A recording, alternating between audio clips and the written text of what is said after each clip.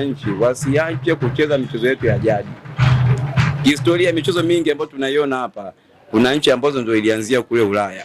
Lakini sisi kama Watanzania tuna michezo yetu ya jadi ambayo babu zetu walikuwa wanaicheza baada ya kumaliza mavuno au baada ya kufanya kazi ngumu, jioni wanakutana sehemu wana relax kwa kucheza michezo kama vile bao, michezo ya kulenga shabaha, mieleka pamoja na michezo mingine, mdako.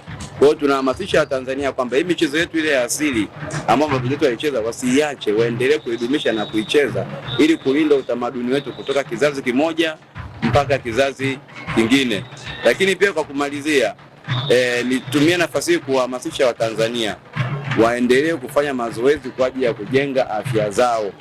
Mazoezi ya mwili ukiwa timamu, tutapata watu wengi ambao wataepuka magonjwa yale ambayo sio ya kuambukiza, ambayo dawa pekee tunaipata kwa kufanya mazoezi ya kutosha. Iwapo kama serikali itaweza kuhamasisha watu na wote wakafanya mazoezi, yale magonjwa yasiyoambukiza tukaepuka, tutakuwa tumepunguza gharama za kutafuta pesa kwa ajili ya kuatibu watu kule kwenye hospitali. Magonjwa ambayo tunaweza tukatibu kwa kufanya mazoezi ambayo ni free na hayana gharama yoyote. Ambayo tunasisitiza, kuna mazoezi ambayo tunaweza kufanya peke yako, tutawaelekeza. Kuna mazoezi ambayo unaweza kufanya na mwenzako, tutaelekeza, na mazoezi ya kufanya kama kikundi na kutumia vifaa ambavyo ni vya asili. Mtanzania sidhani kama kufanya mazoezi ni kwenda gym. Gym kule kuna gharama zake.